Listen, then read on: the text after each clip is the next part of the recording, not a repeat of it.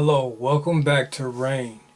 In today's video, I would like to cover a few points that I feel, in my opinion, my people should be aware of as far as the Constitution. Alright? There's a lot to cover, so I will break this up into multiple videos. But right now, it's part one. And let's get into it. First, I want to start off with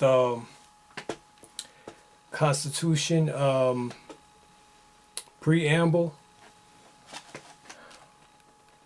We, the people of the United States, in order to form a more perfect union, establish justice, ensure domestic tranquility, provide for the common defense, promote the general welfare, and secure the blessings of liberty to ourselves and our posterity, do ordain and establish this Constitution for the United States of America. Now, let me shorten that and just say, we the people of the United States do ordain and establish this Constitution for the United States of America. In one of my previous videos, I already established who we the people are. But I'm going to reinforce that. I'm just going to reestablish it with Congressional Record, 58th Congress, Session 3, Senate Record, January 9th, 1905, page 572. The self-defining statement that we, the people of the United States, do ordain this Constitution referred to other inhabitants of the states and territories who, at that time, were racially distinguished from the people of the United States. They were the Negro race, who were then held in slavery and were so recognized in terms by the Constitution, and Indian tribes organized in separate but independent tribal governments, and Indians in the states who were not taxed. All right, so you're Negroes and Indians, and I've already established that our people were called both those terms. We were called Moors, we were called Indians, we were called Negroes, colors, blacks, African Americans. I mean, they can't make up their minds as to what they want to call us, but we're all Moors. And my people need to wake up and realize that we're all Moors. I want to give you, and that we're aboriginal to this land. We're the first people on this land. And I want to give you the definition of Indian out of Black's Law Dictionary, 4th edition, page 912. Indians: the aboriginal inhabitants of North America. Frazee versus Spokane County, 29 Washington 278. So it's in the Law Dictionary who the Indians are. The aboriginal peoples of North America.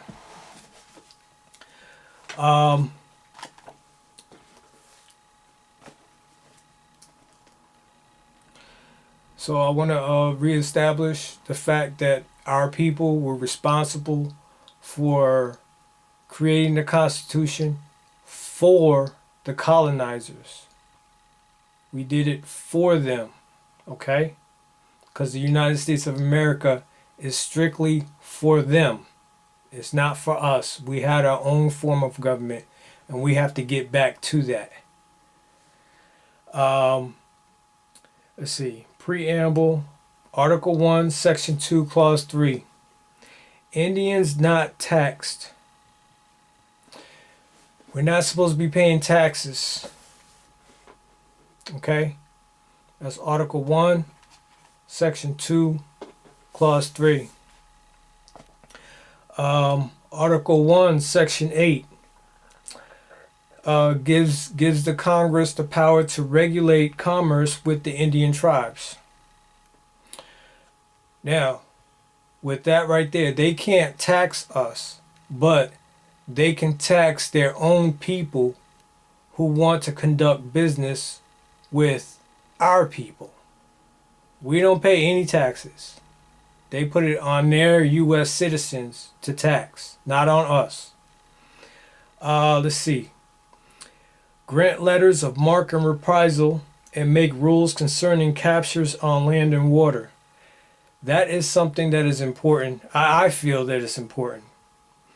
You definitely have to have a law dictionary when you're doing your research, and a letter of marque and reprisal is actually permission from Congress for a ship for a private ship to seize property from another nation. That's what reprisal is.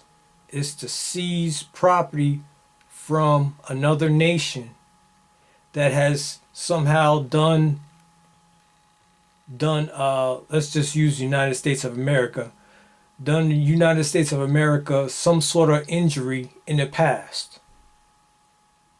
That's what reprisal is according to the Law Dictionary.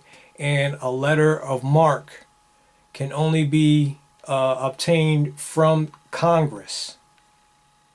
All right. So whenever police try to take Moorish property or anything like that, you should put in your affidavits demanding to see the letter of marque and reprisals from Congress. Okay. Let's see. To constitute tribunals inferior to the Supreme Court. That's a very important one also. That's for the Congress. This is Article 1, Section 8. The Congress can do that. They can institute, they could constitute inferior courts, okay? Or tribunals, not courts, tribunals. Now, all those tribunals, they need a delegation of authority order from Congress. It tells you what type of cases they can hear, and it gives their term limit. They have expiration limits and all that good stuff. It tells you a lot of information. That is something Moors should demand in all their paperwork, the delegation of authority order. Let's see. Also in Section 8, to define and punish piracies and felonies committed on the high seas and offenses against the law of nations. Okay? The law of nations, if you look that up in Black's Law Dictionary, it means international law. And so Congress has the power to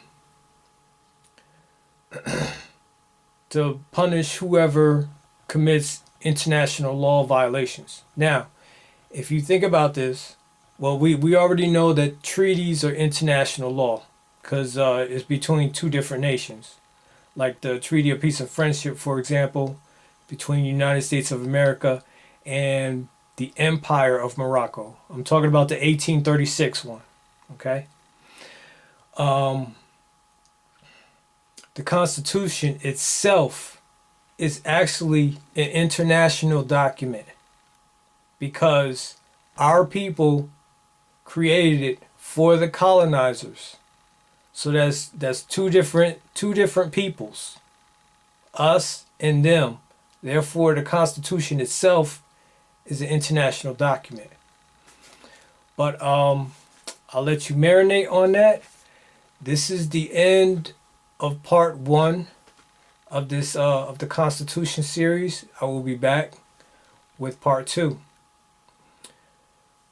Peace.